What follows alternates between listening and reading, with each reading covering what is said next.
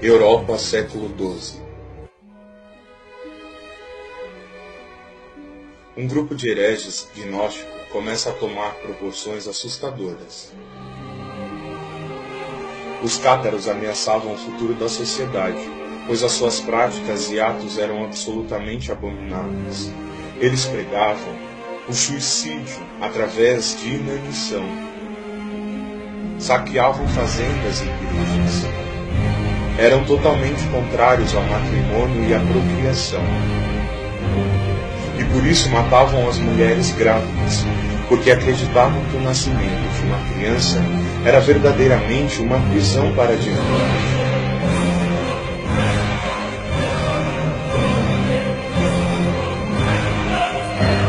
Eles verdadeiramente representavam, além de uma ameaça à Santa Igreja, uma ameaça social.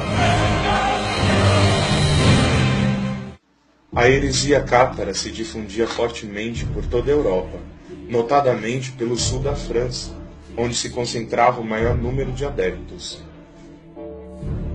Até então, os cátaros eram julgados pelos seus delitos e suas heresias exclusivamente pelo poder do Estado, ou seja, sem nenhuma interferência da Igreja, sendo exclusivamente julgados pelos governantes locais. No entanto, deve-se ressaltar que esse processo estava sendo totalmente falível, pois havia inúmeros abusos por parte de alguns governantes, que acabavam por entregar os suspeitos à justiça sem nem mesmo averiguar a culpabilidade dos mesmos, ou dar-lhes qualquer chance de defesa. O que fazia do Tribunal do Estado uma via para a condenação dos inimigos.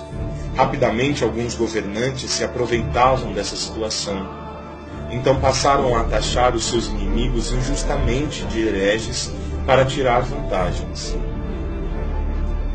Um dos maiores exemplos históricos foi o que aconteceu com Frederico II, que, desejando conquistar a Lombardia, condenou à morte, desterrou e confiscou os bens de vários habitantes da região, acusando-os de herege. Há de se notar que no século XII, fora as condenações inconsequentes da justiça comum, o povo, ao ver, por exemplo, mulheres grávidas mortas, fazia justiça com as próprias mãos, coisa que a Igreja sempre condenou. Devido à velocidade em que a heresia se difundia, a justiça pelas próprias mãos começou a tomar maiores proporções. Foi justamente o que aconteceu em Soissons, no ano de 1120, que ao bispo demorar a entregar alguns hereges, o povo enfurecido os arrancou de sua guarda para queimá-los na fogueira. Sabendo desses inúmeros abusos, o Papa Gregório XI resolveu fundar um tribunal. Um tribunal que viria a ser difamado por séculos. O Tribunal da Inquisição.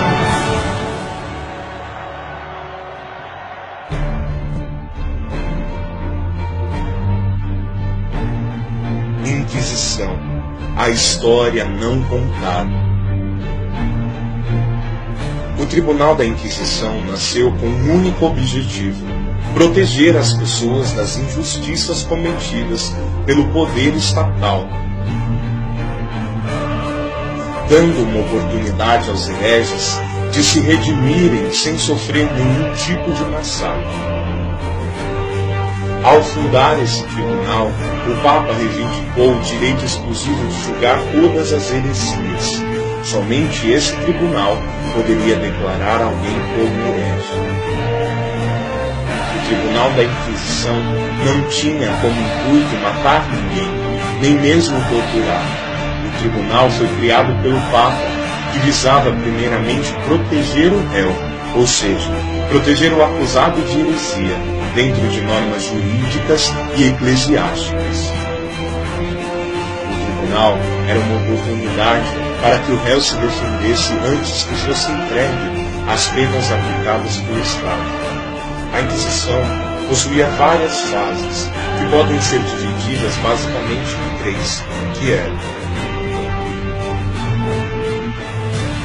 primeira fase, a cerimônia do ato de fé, onde o povo era convidado a cantar o credo.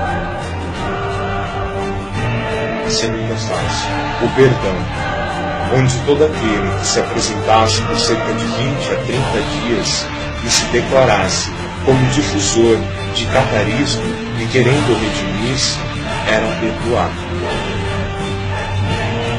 Terceira fase, a inquirição. Nessa fase era totalmente proibida a tortura. A Inquisição foi o primeiro tribunal do mundo a declarar que nenhuma confissão sobre tortura era válida.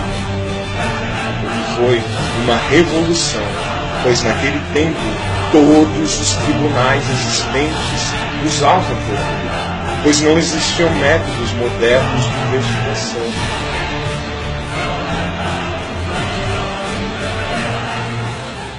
Os demais tribunais continuaram a usar a tortura até o século XIX.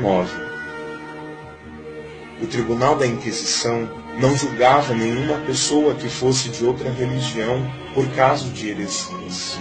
Uma boa prova disso é que nenhum judeu foi condenado por heresia pela Inquisição Católica. Todos que se declarassem hereges publicamente, em qualquer fase do processo, eram automaticamente perdoados, dando-lhe por vezes, como forma de se redimir, penas alternativas, que consistiam basicamente em orações. Alguns diziam que a Inquisição matou aproximadamente 30 milhões de pessoas. Em especial em Teulos, onde havia maior número de condenações, a Inquisição teria matado supostamente 3 milhões de pessoas, o que prova que esses números foram exagerados e que são verdadeiramente caluniosos. Teulos, durante a Idade Média, não possuía nem mesmo 300 mil pessoas. Como poderia ter sido morta 10 vezes mais que a população local? Durante 100 anos, em Teulos, o maior centro herege da Idade Média, foram mortas cerca de 42 pessoas de 665 processos. Já na Itália, ninguém foi morto pela Inquisição. E entre esses números, ainda pode-se contestar alguns, pois boa parte dessas execuções eram simbólicas, sendo queimadas em vez do indivíduo um boneco que o representava. Veja a comparação entre os números dos caluniadores e os números reais.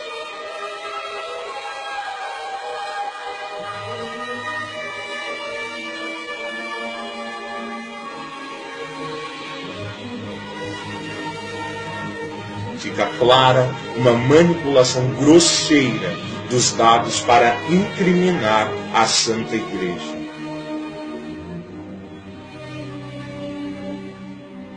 Após a apresentação desses dados, há quem se pergunte sobre a legitimidade da pena de morte.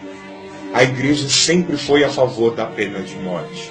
Esse ensinamento vem dos maiores santos da Igreja, como São Tomás de Aquino, São Pio X, São Pio V, São Jerônimo e muitos outros. Esse ensinamento está totalmente justificado pela Sagrada Escritura, que diz: o que ferir um homem querendo matá-lo, seja punido de morte. O que ferir o seu pai ou sua mãe, seja punido de morte. Aquele que tiver roubado um homem e o tiver vendido, convencido do crime, morra de morte. São Paulo nos relata que a pena de morte é legítima. Paulo, porém, disse: estou diante do tribunal de César, é lá que devo ser julgado. Nenhum mal fiz aos judeus, como tu sabes muito bem. E se lhe fiz algum mal ou coisa digna de morte, não recuso morrer. Não sem razão leva a espada, é ministro de Deus, punidor irado de quem faz o mal. As penas aplicadas pela Inquisição verdadeiramente consistiam, em sua grande maioria, em penas leves, que eram basicamente rezar uma Ave Maria, visitar um santuário, rezar uma novena, assistir uma missa. Dependendo do caso, poderia ser decretada inclusive uma prisão, ou em casos extremos, a condenação à morte, o que era algo evitado por motivos óbvios, justamente porque durante o processo tentava-se convencer o indivíduo de que ele estava errado e que ele se convertesse. Logo, queimá-lo era um atestado de fracasso e uma propaganda em forma de martírio para os hereges. Vejamos o que diz Michel de Roquebert, autor esse que defende os cátaros. A Inquisição de Languedoc queimara infinitamente menos pessoas em um século que Simão de Montfort e seus cruzados entre julho de 1210 e maio de 1211. Será preciso relembrar, com efeito, que a vocação da Inquisição era então converter e não queimar, e que a fogueira, mesmo se ninguém ousasse dizê-lo, era uma confissão de fracasso? De modo geral, quem mais sofreu com a Inquisição foi em maioria o próprio clero, por trair a fé e ajudar na propagação de novas doutrinas. Alguns usam as palavras de João Paulo II para dizer que a Igreja pediu perdão pelos pecados que cometeu, o que é materialmente falso, pois João Paulo II somente pediu perdão pelos erros dos filhos da Igreja, o que acabou sendo distorcido. Por justiça, devemos ressaltar que a Inquisição também deu sentenças erradas, assim como qualquer outro tribunal, medieval ou moderno. A Inquisição jamais consistiu em processos dogmáticos, mas simplesmente jurídicos. Entre os processos errados, destaca-se o caso de Santa Joana d'Arc, que não teve seus direitos respeitados, pois foi negada a sua apelação ao Papa, e em 1456 foi finalmente considerada inocente pelo Papa Calixto III e canonizada em 1920, provando que a Igreja nunca quis esconder absolutamente nada da Inquisição. A Inquisição foi um tribunal à frente do seu tempo, que foi exagerado e caluniado para atribuir à Igreja a culpa de injustiças cometidas no mesmo. Contudo, a Inquisição está longe de ser esse espantalho grosseiro para afastar os ignorantes da Igreja.